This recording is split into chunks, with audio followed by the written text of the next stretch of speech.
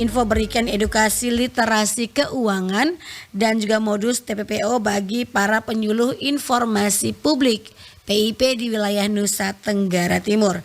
Dan mendengar ya, dalam BIMTEK 26 Juli kemarin Kemenkominfo memberikan edukasi untuk para PPI ini ya, seperti apa prosesnya, kemudian apa maksud dan tujuannya.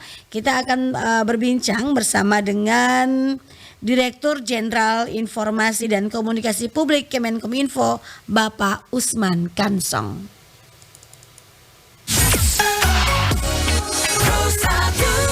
Selamat pagi Pak Usman, salam sehat. Selamat pagi, salam sehat. Baik, terima kasih Pak sudah bersama RRI di pagi hari ini.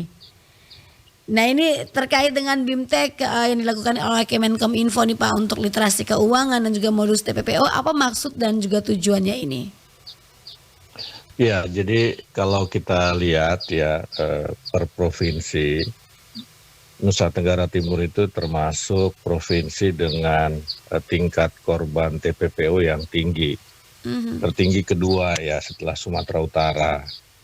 Nah, karena itu penting bagi kita untuk hadir di NTT, di Kupang, memberikan penyuluhan, pelatihan, bimbingan teknis kepada penyuluh informasi publik. PIP itu penyuluh informasi publik, agar penyuluh informasi publik ini mendapatkan pemahaman yang memadai tentang TPPO, ya terutama modusnya, sehingga para penyuluh informasi publik ini bisa menyebarkan informasi atau pengetahuan kepada masyarakat yang menjadi target mereka begitu. Nah, sehingga masyarakat yang mendapat penyuluhan dari PIP ini ya bisa tercegah, ya terhindar dari modus TPPO, terhindar tidak menjadi korban TPPO.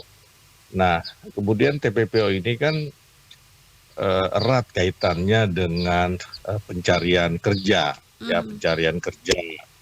Nah, kenapa orang mencari kerja itu sampai ke luar negeri, umumnya ke luar negeri, ini karena tidak tersedianya lapangan pekerjaan di daerah mereka begitu. Nah, karena itu kita jahit juga, kita sambungkan juga dengan literasi keuangan atau inklusi keuangan. Nah, salah satu yang kita sampaikan kepada penyuluh informasi publik adalah bagaimana kita punya akses ke lembaga keuangan sehingga kita bisa memulai usaha. Nah, dengan usaha itu, dengan berwira swasta, kita akan mendapatkan penghasilan sehingga mungkin ya sedikit banyaknya ini akan mencegah orang untuk mencari pekerjaan ke luar negeri, karena mencari pekerjaan ke luar negeri ini rentan ya, tidak semuanya memang, tetapi rentan menjadi korban TPPO. Nah, kira-kira seperti itu. Jadi penyuluh informasi publik akan turun ke masyarakat, kemudian melakukan literasi digital, memberikan informasi bagaimana memperoleh kredit untuk usaha kecil misalnya, ya sehingga mereka tidak perlu mencari pekerjaan ke luar negeri begitu. Oke, jadi lebih memberikan pemahaman kepada masyarakat nih Pak ya, agar jangan menjadi calon korban ya TPPO, ataupun juga bisa mengatur keuangannya dengan baik nih ya Pak ya. Betul, betul sekali. Jadi ya saya kira dua materi tadi tentang pencegahan TPPO dan bagaimana literasi keuangan, ya tadi mengatur keuangan, kemudian memperoleh akses ke perbankan misalnya untuk memperoleh kredit, memulai usaha, saya kira hal yang penting kita lakukan. Jadi kita komprehensif ya, dalam arti kita tidak mengajak orang jangan mencari pekerjaan di luar negeri, tetapi orang akan bertanya ya, mana pekerjaan di dalam negeri, tidak ada begitu. Maka kita salurkan melalui informasi pengetahuan tentang bagaimana memperoleh kredit misalnya untuk memulai usaha kecil begitu. Oke, dalam BIMTEK kemarin ini Pak Usman, berapa banyak nih PIP yang terlibat dan dari wilayah mana saja di NTT? Iya, jadi PIP ini bekerja biasanya di daerah-daerah yang kita sebut daerah remote ya. Daerah remote itu artinya tidak terjangkau, ya relatif tidak terjangkau media, misalnya tidak terjangkau internet, ya masyarakatnya itu lebih menyukai komunikasi yang sifatnya langsung tatap Mhm. muka.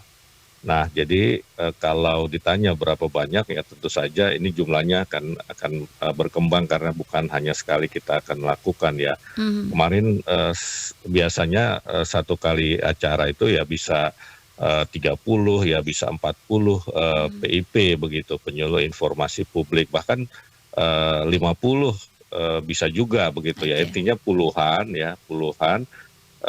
Kemudian dari daerah mana saja, dari wilayah-wilayah di yang masuk Mhm. provinsi Nusa Tenggara Timur ya, misalnya dari ND ya, dari Kupang sendiri tentu saja ya, karena Kupang ini mungkin tempat transit juga ya Ya. kalau orang ingin bekerja ke luar negeri karena dia adalah ibu kota begitu, dan daerah-daerah lain di Nusa Tenggara Timur yang masyarakatnya banyak bekerja, banyak mencari kerja di luar negeri begitu. Baik, jadi ini memang dipilih nih, untuk daerah-daerahnya nih Pak Usman yang ada di NTT kan ada 21 kabupaten kota ya.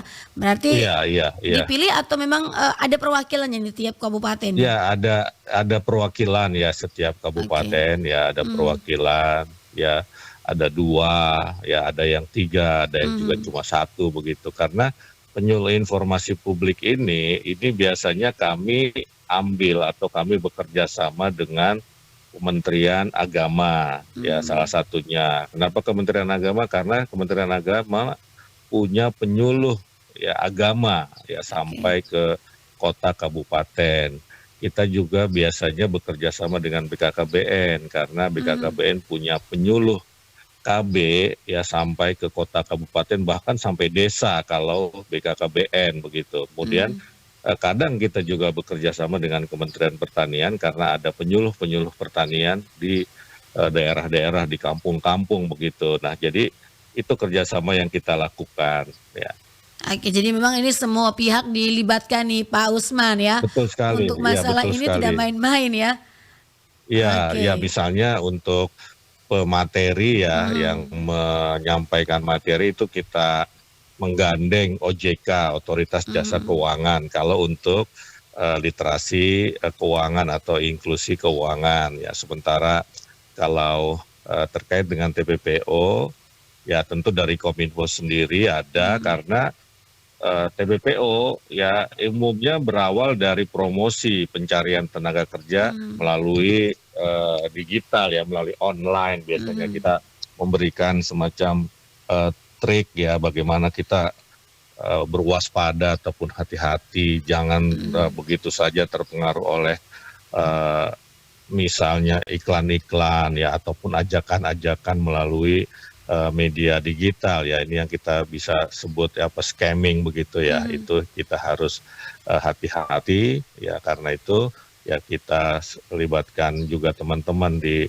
Kominfo, terutama di Direktorat Jenderal APIKA, kemudian juga kita libatkan dari Kementerian Tenaga Kerja dan BP2MI ya, sebagai pengerah, sebagai lembaga BP2MI yang mengawasi pengiriman tenaga kerja ke luar negeri, begitu kira-kira. Oke, kemarin ini baru dilaksanakan pertama kali Pak, apakah ada kelanjutannya dan kira-kira kapan nih? Kalau sudah ada Iya, misalnya targetnya nih Pak? iya, iya. Jadi kalau untuk TPPO memang Mhm. ini yang kesekian ya, saya kira yang Mhm. ketiga yang di NTT ya. Oke. Sebelumnya kita melakukannya di daerah Jawa Barat ya, di daerah Indramayu di Jawa Barat, Mhm. kemudian yang kedua di daerah Cilacap, karena dua daerah ini juga ini termasuk daerah yang banyak mengirimkan tenaga kerja ke luar negeri. Mhm. Indramayu untuk Jawa Barat dan Cilacap untuk Jawa Tengah begitu. Nah, setelah Oke. itu yang ketiga itu di Nusa Tenggara Timur untuk kasus TPPO ya begitu. Mhm. Kalau untuk kasus literasi digital, literasi keuangannya kita sudah banyak ya melakukan begitu. Biasanya setahun kita bisa melakukan 4-5 kali atau lebih sesuai dengan keperluan dan sesuai dengan ketersediaan materi maupun orang yang akan mengajar dari OJK begitu. Oke. Nah, kemudian dari pertemuan kemarin nih Pak, apa hasilnya, kemudian rekomendasi dan juga komitmen dari para PIP Iya, sendiri? jadi begini ya. Jadi begini, tentu saja kita memberikan pemahaman pengetahuan kepada PIP. Nah, nanti Mhm. PIP kembali ke daerah masing-masing, ke wilayah kerjanya, lalu kemudian mereka akan mengusulkan sebuah program komunikasi publik, ya, program program pendekatan ke masyarakat, ya, tatap muka dengan masyarakat, mengirimkan usulan mereka, kemudian nanti akan kita approve, ya, dan kemudian mereka akan melaporkan hasilnya kepada Kominfo, ya, kepada Kominfo. Nanti kita akan ya, semua yang akan mengajukan program dan kemudian melaporkan telah melaksanakan program itu tentu mendapatkan ya insentif lah dari Kominfo begitu. Misalnya nanti kita lihat berapa orang yang bisa dia rekrut, ya, untuk maksudnya dia berikan pemahaman, ya, Iya. dia berikan pemahaman tentang TPPO, tentang literasi keuangan. Jadi prosesnya begitu. Nah, umumnya ya memang semua peserta ini akan mengajukan usulan program dan mereka melaporkan hasilnya. Umumnya hampir kita bilang 90-an% mereka itu akan turun ke lapangan dan melaksanakan program-program yang sudah kita buat standarnya lah, kira-kira seperti itu. Oke, dan kita berharap bahwa para PIP ini berjibaku dengan penuh totalitas nih Pak Usman, ya, sehingga Oh iya, ilmu betul kemarin sekali. sudah dapat Iya, bisa ditularkan dengan baik nih. iya, iya. Dan jadi setiap tahun pun kami akan memberikan apresiasi kepada PIP terbaik dari seluruh Indonesia. Itu setiap tahun bersamaan dengan acara Anugerah Media Humas. Nanti tahun ini kita akan menyelenggarakannya di Surabaya, ya. Tahun sebelumnya kita di Jogja. Itu ada penghargaan buat PIP yang tadi disebut Iya. berjibaku, misalnya mereka menembus daerah-daerah remote, menembus medan yang tidak mudah begitu. Itu biasanya kita akan memberikan apresiasi lebih dibandingkan dengan yang lain. Oke, ada reward nih untuk memacu semangat Pak, ya. Betul Oke. sekali. Yang terakhir Pak Usman, apa himbauannya untuk masyarakat NTT umumnya dan juga NI khususnya, juga semua pendengar RRI terkait dengan literasi keuangan dan juga modus TPPO ini Pak? Iya, jadi yang pertama, ya, tentu saja kami Kominfo, ya, mengimbau agar masyarakat berhati-hati ketika mendapatkan tawaran bekerja di luar negeri. Ya, bukan tidak boleh, tentu boleh, ya, itu adalah hak asasi manusia untuk mendapatkan penghasilan yang layak, ya, tetapi memang harus diperiksa betul-betul, tanyakan kepada mereka yang berkompeten begitu untuk memastikan, ya, apakah ini adalah tawaran yang betul-betul atau ya ada potensi untuk terjadinya TPPO begitu, ya. Nah, salah satu untuk mengurangi, ya, keinginan ataupun niat potensi kita mencari pekerjaan di luar negeri karena itu rentan menjadi korban TPPO kita, maka dengan literasi keuangan, dengan pemahaman yang cukup tentang inklusi keuangan, ya, bagaimana misalnya kita mendapatkan kredit di perbankan atau di koperasi misalnya untuk memulai usaha, saya kira ini akan baik, ya. Bagaimanapun tentu, ya, kalau kita punya penghasilan di dalam negeri akan terasa lebih baik lah dibandingkan kita keluar negeri, ya, mungkin gaji besar tapi potensi menjadi korban TPPO juga besar begitu, ya. Ini saya kira memang pilihan, ya, tetapi kita memilih didasarkan oleh informasi yang cukup, informasi yang benar. Begitu kira-kira. Oke, baik. Terima kasih Pak Usman untuk informasinya pagi ini, untuk sharing ilmunya juga nih Pak, ya. Semoga ini mencerahkan, Terima kasih, ya, sama-sama. untuk pendengar kita. Iya. Selamat pagi Pak. Selamat berakhir pekan Selamat bersama pagi. keluarga. Terima kasih. Demikianlah pendengar, ya, perbincangan kami bersama dengan Pak Usman Kansong ya dari Kemenkominfo ya.